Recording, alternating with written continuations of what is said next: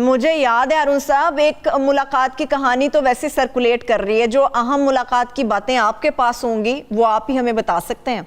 क्या मुलाकात हुई? फाइनली पहुंच गए खान साहब वहां पे?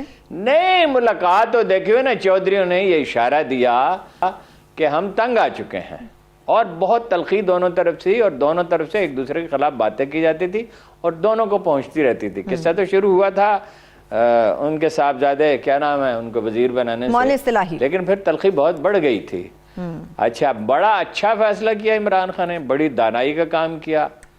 और आप देखते थे कि तारिक बशीर चीमा तो अब मिटकों में भी नहीं जा रहे थे, लेकिन कितनी दिलचस्प बात है कि हाउसिंग सबसे अहम इंडस्ट्री है कंस्ट्रक्शन की, और 8 महीने से वजीर आजम की और हाउसिंग के मिनिस्टर की मुलाकात नहीं हुई, वो भी बिटर हुए हैं।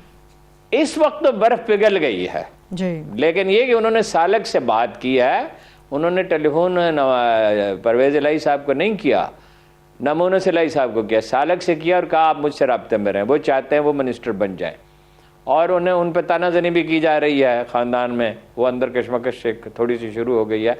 लेकिन चौधरी शुजात जब तक जिंदा हैं ये ख़ानदान लाजमन मुत्तहिद रहेगा, और वो बड़े दाना आदमी हैं, उनमें बड़ा सब्र है, बड़ा पेशेंस है। पॉलिटिकल एक्यूमन तो चौधरी परवेज इलाही में भी बहुत है और इंतज़ामी सलाहियत भी बहुत है, लेकिन जब लोग बिटर हो जाते हैं माफ़ कीजिएगा, तो हो जाते हैं।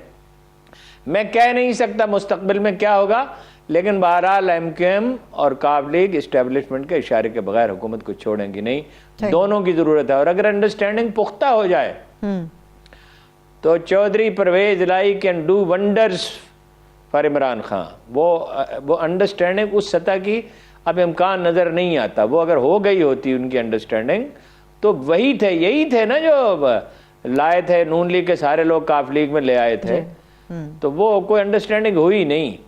हारून साहब, कोई भी वाकया हो गया तो नामजद मुल्जिम वज़ीर आज़म पाकिस्तान इमरान खान साहब को ठहराएंगे ऑपोजिशन? अब बारिशें ज्यादा हो जाए फिर भी इमरान खान जिम्मेदार है। और दूसरी तरफ आपको पता है ये अजीब और गरीब एक मखलूक पैदा हो गई है। वो आपको याद नहीं है, अभी वो जो PTI की मिनिस्टर हैं वो कह रही थी कि इमरान खान की हुकूमत में आने की वजह से बारिशें ज्यादा हो गई हैं। जी, और ज्यादा बारिशों का नतीजा आपने देखा था, गंदम में तबाह हो गई। आप जरताज गुल साहिबा की बात नहीं करने लग गए? एक दबाव डालने का, हाँ, जरताज गुल साहिबा की बात तो नहीं कर रहे आप? वो देखिए ये एक दबाव डालने का तरीका, मतलब हम सारे शहर में फसाद करेंगे, ये वही ब्लैकमेलिंग है और क्या है।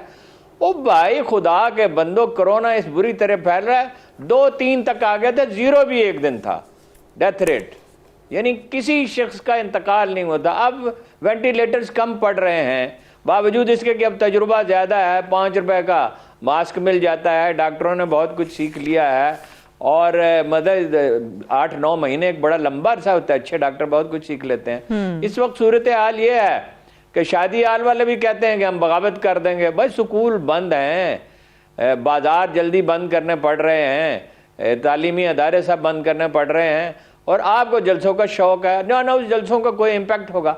भाई इमरान खान जा सकता है, इमरान खान 2 सूरतों में जा सकता है। एस्टेब्लिशमेंट फैसला कर ले, MQM और काफ लीग से कहे के पीछे हट जाओ।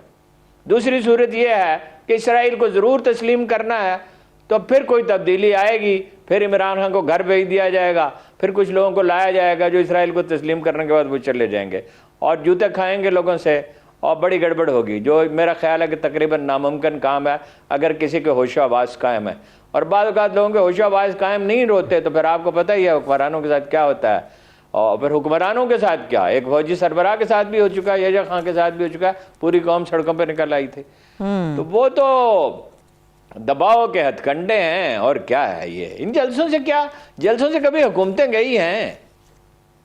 चाहते ये हैं कि इस्टेब्लिशमेंट और हुकूमत के दरमियान इख्तलाफात पैदा हो, वो दबाव महसूस हो और इमरान खान को रुखसत करे। ये है टारगेट। हुकूमत भी बड़ी तैयार बैठी हुई है, वो क्यों मार रहे हैं? वो अपना वो बच्ची की माशाल्लाह आज मंगनी हुई है, बात सुन लें, वो बच्ची की माशाल्लाह मंगनी हुई है आज, तो कितनी एहतियात उन्होंने रवा रखी और अच्छा किया। बहुत अच्छा, मैं उसके खिलाफ नहीं हूं बिल्कुल। भाई आप देखिए ना, 6 हमारे खिलाड़ी गए न्यूजीलैंड में, तो क्या नेकनामी हुई जी पूरे यूरोप में और पूरी दुनिया में पाकिस्तान की। तो अगर उन्होंने किया तो अच्छा किया और चंद लोगों को बुलाया। इसी तरह रस्म कुल पे मोहतरमा शमीम अख्तर साहिबा जो हैं जिनका इंतकाल हुआ है, उनकी वालिदा मोहतरमा का, नवाज शरीफ साहब की और शहबाज शरीफ साहब की, तो उन्होंने कहा सिर्फ खानदान के लोग शरीक होंगे। तो अच्छा कर रहे हैं, बहुत अच्छा कर रहे हैं, ठीक है।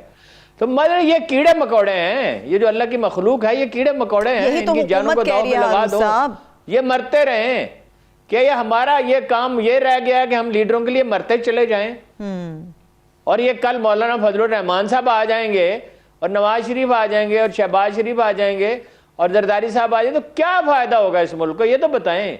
अब आगे कुछ इकोनॉमिक एक्टिविटी जनरेट होनी शुरू है, टेक्सटाइल का सेक्टर जो है जगमगा रहा है। सही। और इसमें अफसर, मैं कल आपको एक खबर कोशिश करूंगा दूं कि कहां कहां अफसर जो है रुकावटें डाल रहे हैं। ये कंस्ट्रक्शन इंडस्ट्री जो है उसमें भी बूम का चांस है, उसमें काफी इन्वेस्टमेंट हो रही है, सरकारी अफसर गड़बड़ कर रहे हैं और इनको फहम तो है नहीं। हम हुकूमत जो अल्लाह का फजल करम से ऐसी है, बयान देने पे तुली रहती है। हुकूमत के तरक्याती प्रोग्राम्स के बाहर से इन्वेस्टमेंट का, हुकूमत के तरक्याती प्रोग्राम्स में भी हम बात करेंगे। जो मुल्तान जलसे की बात है उसमें हुकूमत कैसे डटी हुई है, मैं जरा फिरदौस शाची कावान साहिबा जो गुफ्तगू फरमा रही वो आपको सुना दूं कि हुकूमत इस दफा भरपूर तरीके से तैयार है कि क्या किया जाएगा, कैसे होश ठिकाने लाए जाएंगे। जी बड़ी साहब। कानून की हुक्मरानी होगी और आईनी हाथों से कानून का जो रास्ते में आएगा उससे निपटा भी जाएगा। कानून के रास्ते में आने वालों का जो शिकंजा है वो तोक बांध के गले में टाइट होगा। वो आईनी हाथों से भी निपटेंगे और वो गले का तोक भी बना देंगे उन आईनी हाथों को। हारून साहब देखिए, दोनों तरफ से नफसियाती दबाव है ना, लेकिन मुझे कोई भरोसा नहीं है कि हुकूमत ऐसा कर सकेगी। कि वो तो एक बुनियादी फैसला करना होता है, वो सिर्फ एक शहर और एक वाक़े के लिए नहीं हो सकता कि हुकूमत की रिट कायम करनी है, और रिट कायम करनी होती है तो ब्यूरोक्रेसी को भी ठीक किया जाता है, यानी मेरिट की बुनियाद पर। और उस्मान बुज़दार जैसे वजीर आला भी नहीं रखे जाते और खुसरो बख्तियार जैसे वजीर भी फिर नहीं होते। अब क्या हारून और मेरिट पे फैसले किए जाते हैं। बुज़दार साहब ने 5 दिन के पेरोल पे रिहाई दे दी है, वैसे कानून में सिर्फ 24 घंटे की पेरोल पे रिहाई है। बुज़दार साहब इस मामले में तो अच्छे निकले हैं हारून साहब, 5 दिन के लिए उन्होंने रिहाई दे दी है शहबाज शरीफ साहब। नहीं, वो ठीक है, अच्छा किया तो इस अच्छाई का कोई फायदा थोड़ी होगा हुकूमत को। अगर 3 दिन की देती फर्ज कीजिए, फिर भी ये रो रहे होते, और अगर इनको 15 दिन की देते फिर भी कहते भाई चूहों का बचा हुआ खाना दे। मुझे आज तक नहीं पता किसी जगह चूहों के लिए खाना पकाया जाता हो और फिर वो बचा हुआ किसी को दिया जाता हो। और मैंने हर एक से पूछा है, अल्लाह के बंदो, वो खाना वो कहते उनके घर से आता था। भाई इन्होंने तो ये भी कहा ना, ये एक शख्सियत परस्त कौम है, ये कभी भुट्टो के 2.5-3 करोड़ आदमी 1970 में सोशलिज्म के अचानक कायल हो गए। वो हम बाद में वो सारे मुकर गए। उनसे पूछा भी क्या हुआ था। एक फैशन होता है, उसके पीछे एक पार्टी है, वो पॉपुलर, नवाज शरीफ साहब की पॉपुलैरिटी थी, कुछ काम अच्छे भी उन्होंने किए थे, कोई तरक्याती काम भी कर गए, मुल्क पे इतना कर्जा छोड़ गए और ऐसी मुसीबतों में डाल गए और इंडिया पर ऐसी ऐसी हरकतें उन्होंने की। अब ये वही मोहतरमा है ना जो कहती थी कि मेरी दादी के वफात की तला क्यों नहीं दी। वो कभी किसी घर वालों को, हुकूमत का काम होता है तला देना।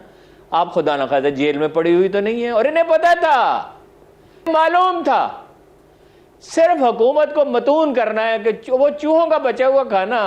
आपको पता है कि पिछले बरस अलीम खान को 8 करोड़ रुपए खर्च करके वहां पे सारी जेल की मरम्मत करवाई है और खाने का बंदोबस्त किया, और उसके मुस्तकिल अखराजात वो देते हैं। वो खाना हमने खाया है, कोट लखपत जेल का नहायत उम्दा खाना होता है। अव्वल तो इन्होंने खाया नहीं, और खाया तो वो पहले चूहों को पेश किया जाता है।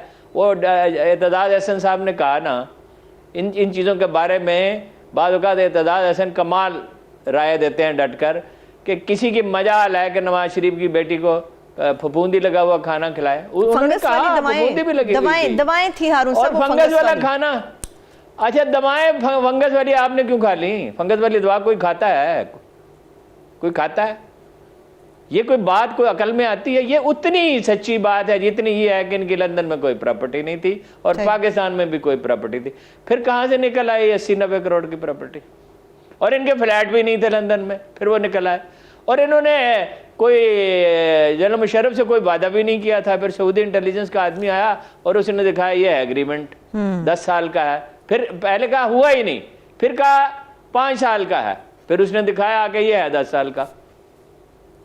तो इसके बारे में क्या कहा जाए? ठीक है, वैसे ये एक पार्टी और एक लीडर की बात नहीं है, जहां तक खाने की बात है तो वो विजुअल्स ऑन रिकॉर्ड पड़े कि कैसे टोकरी सच के आती थी, वो चाहे शहबाज शरीफ साहब हों या फिर मरियम साहिबा हों या फिर नवाज शरीफ साहब हों, ये इन सब की टोकरियां घरों से सच के आती रही हैं खाने की। मुझे एक बड़ा अहम सवाल आपसे पूछना है अरुण साहब, शहबाज शरीफ साहब से खानदान में रिवाज है, मैं आपको बताऊं, इनके खानदान में रिवाज ये है 6, 7, 8 खाने होते हैं, नाश्ते पे भी, दोपहर में भी, रात में भी। एक दिलचस्प बात आपको ये बताऊं कि between the breakfast and lunch Nawaz Sharif साहब कुछ खाते हैं, एंड बिटवीन द लंच और डिनर भी कुछ खाते हैं। अच्छा। और वो खास किस्म के खाने हैं, खास तरह के बावर्ची हैं, और कोक भी ये मोहतरमा पीती हैं, और न मिले तो मतलब इनकी बड़ी परेशानी लागती है। इमरान खान साहब भी 3 गिलास कोक के पीते हैं रात बस। अरुण साहब, एनर्जी ड्रिंक्स पीने पे किसी पे क्या हम पाबंदी लगा सकते हैं? एनर्जी ड्रिंक है वो, कोक एनर्जी ड्रिंक होता है? एनर्जी ड्रिंक तो होता है दूध में शहद मिला के पिया जाए। जो हारून साहब मशरूब पीने में अच्छा लगे उसको मेरे क्या जैसे आदमी जो कमजोर नहीं पिए, वो ममनू नहीं है, लेकिन उसको एक कमजोरी बना लेना। ठीक। मुझे एक बड़ा अहम सवाल पूछना है। हमजा के लिए मैंने चेक किया था, जो खाना जाता था कम से कम 4 किस्म का नाश्ता होता था, इसी तरह खाना होता था, इसी तरह रात का खाना होता था। अब ये सब बादशाह हैं, सारी कौम इनकी खिदमत में लग जाए, वो फिर पता है उसका अंजाम क्या होता है। बहादुर शाह जफर के लिए ये जो चंबेली जिसे हम कहते हैं, मोतिया भी कहते हैं, इसके पीछे जो एक सब्ज डंडी होती है वो तोड़ के सुखाई जाती थी, उसमें कीमा पकाया जाता, फिर वो तनावल फरमाते थे, और मुसलसल वो कर्ज लेते रहे और सल्तनत उनकी चली गई। ये खाने की ऐसी क्या वीकनेस है भाई? ठीक। और फिर ये कहना कि वो चूहों का खाया हुआ, चूहों का कौन सा खाया हुआ खाना होता है? कभी आपने देखा? बासी खाना हो गया अरुण साहब, उनका कहने का मतलब बासी खाना हो गया। रोटी वगैरह का टुकड़ा होता है जो चूहे खाते हैं। हा? जी हारून साहब, सवाल ये है कि पेरोल के ऊपर शहबाज शरीफ साहब, हमजा शहबाज की 5 दिन की रिहाई हो गई है। इन्हीं दिनों के दौरान मुल्तान का जलसा होगा। आसिफा भुट्टो तो सरप्राइज दे सकती हैं, क्या शहबाज शरीफ भी कोई सरप्राइज दे सकते हैं? क्योंकि उनकी हुदूद का तयन नहीं किया गया, पेरोल का जो नोटिफिकेशन है कि उनकी हुदूद क्या होगी, 5 दिन वो कहाँ रहेंगे, कैसे क्या? देखिए, वो एक बड़ा एक अहम मौजू रहा जाता है, उन्होंने क्या सरप्राइज देनी है। शहबाज शरीफ साहब में दमखम नहीं है, कोई बात कहेंगे बाद में आपको पता है नहायत आसानी से मुकर जाते हैं। उन्होंने कहा नहीं था कहाँ के सीटूंगे उसको, जरदारी साहब को, फिर किस आसानी से मुकर गए थे, बल्कि माफी मांगी थी। वो इनकी इन बातों पर न जाए। वो इतनी अहम डेवलपमेंट एक हुई है, चौधरी साहब गए हैं, चौधरी साहबान के, इमरान खान आपने पूछा ही नहीं उसका।